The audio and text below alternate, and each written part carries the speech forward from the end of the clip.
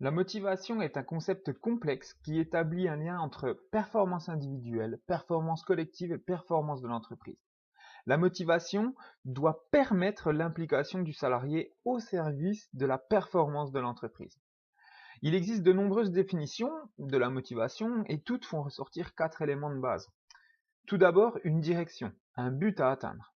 Ensuite, il va falloir des efforts pour atteindre ce but. Dans un troisième temps, il va falloir un élément déclencheur de comportement qui va pousser à l'action. Et enfin, il va falloir une continuité des efforts dans le temps.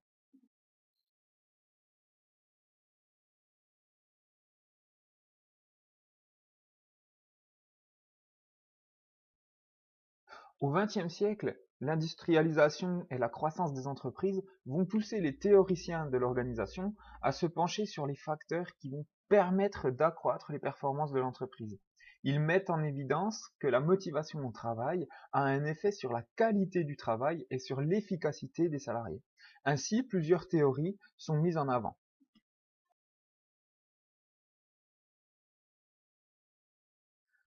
Pour Taylor, la motivation des ouvriers provient uniquement de la rémunération versée. Il met donc en place un salaire au rendement qui sera le seul susceptible de stimuler la productivité des salariés.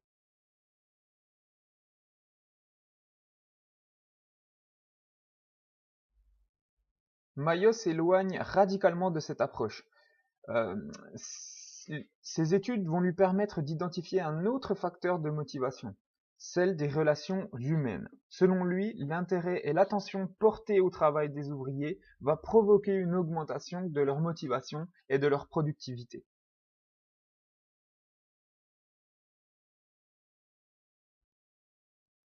Maslow, quant à lui, fait une synthèse des études sur la motivation sous la forme d'une pyramide à 5 niveaux, la pyramide de Maslow. Partant des besoins vitaux et physiologiques, les individus cherchent à combler des besoins d'une toute autre nature, besoins de sécurité, besoins sociaux, puis d'épanouissement personnel. Pour motiver ses salariés, l'entreprise doit s'inscrire dans cette recherche.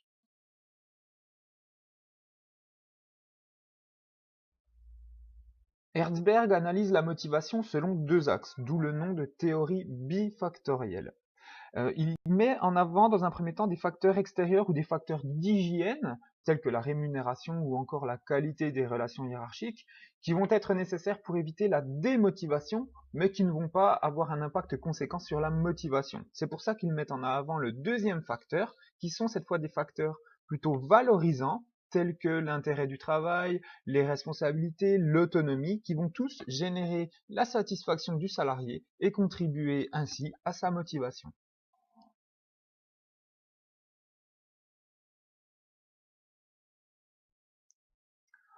Vroom développe une théorie de la motivation appelée théorie du résultat escompté ou encore théorie des attentes.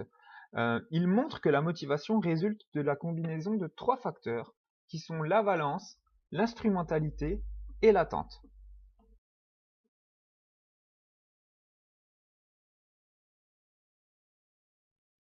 Adams, quant à lui, va prolonger les travaux de Vroom en disant que le travailleur va en permanence comparer les différentes conditions de son emploi avec celles de ses semblables, avec celles d'autres individus, et si ces conditions sont identiques, le salarié sera motivé car il aura un sentiment de rétribution équitable.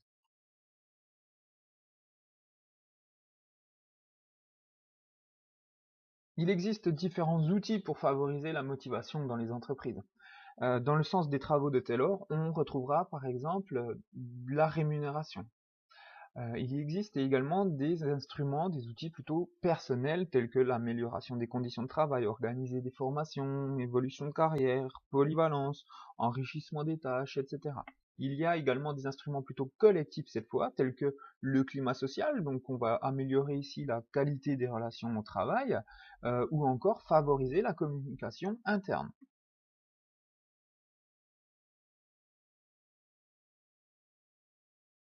La culture d'entreprise est un élément déterminant pour créer une motivation collective au sein de l'entreprise. Mais au fait, la culture, c'est quoi? Eh bien, Thévenet définit la culture d'entreprise comme un ensemble de références partagées dans l'entreprise, qui se construit tout au long d'une histoire. La culture d'entreprise est donc un ensemble cohérent d'attitudes communes à toutes les parties prenantes de l'entreprise. Cette culture d'entreprise va reposer sur des valeurs partagées et va permettre de fédérer les personnes autour des objectifs communs.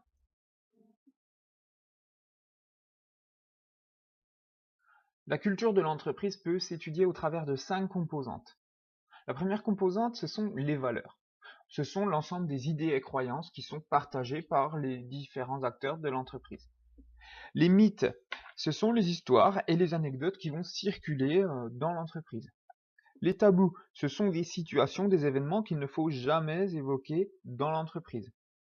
Les symboles sont par exemple des signes qui représentent l'entreprise, tels que les logos, les mascottes, la tenue vestimentaire, etc. Les rituels, enfin, ce sont des actes répétitifs qui vont rythmer la vie de l'entreprise. L'embauche, les départs en retraite, les fêtes, etc. Sayert et March, à travers leur théorie du décideur politique, montrent que seuls les individus ont des buts. Les objectifs d'une organisation vont en fait résulter de négociations, de compromis entre les coalitions d'individus qui mènent une stratégie selon leurs propres intérêts au sein de l'organisation, à travers des jeux de pouvoir et des jeux d'influence. La culture d'entreprise contribue donc à la mise en œuvre de la stratégie qui sera définie par l'entreprise. Elle est donc source d'avantages concurrentiels et est très largement un outil de motivation et d'implication pour les salariés. Elle va également contribuer à réguler les conflits et à apaiser les divergences dans l'entreprise. La culture d'entreprise est imprégnée de la culture régionale, c'est-à-dire l'ensemble des valeurs et des croyances autour desquelles se retrouve la grande majorité de la population d'une région, d'un pays par exemple. La seconde variable qui est ici mise en évidence est la culture du métier. Chaque profession possède des valeurs, des savoirs, des règles qui lui sont propres. Ces différentes variables sont des variables externes. On s'aperçoit donc qu'il y a des variables internes telles que l'histoire de l'entreprise qui va dégager ses principales valeurs, qui va dégager sa structure. Le système de valeurs de l'entreprise va correspondre quant à lui à un mode de pensée, à un ensemble de croyances qui vont guider le personnel de l'entreprise. Enfin, les dirigeants marquent l'évolution de l'entreprise par leurs actions, qui font partie également de la culture. Cependant, la culture d'entreprise peut être un obstacle à des changements stratégiques importants. C'est par exemple le cas lors de la privatisation d'entreprises publiques. Ben oui, passer d'un usager à un client est un changement culturel important et qui va être difficile à mettre en œuvre. Et mis aussi la montée de la précarité qui interroge sur le sentiment d'appartenance et les salariés savent dès l'embauche qu'ils ne resteront pas dans l'entreprise. Donc comment adhérer à des valeurs sachant qu'on ne va pas rester dans l'entreprise. Dans le cas des fusions d'entreprises, eh bien il peut s'avérer avoir la présence d'incompatibilité des cultures d'entreprise et il peut y avoir ainsi des résistances au changement.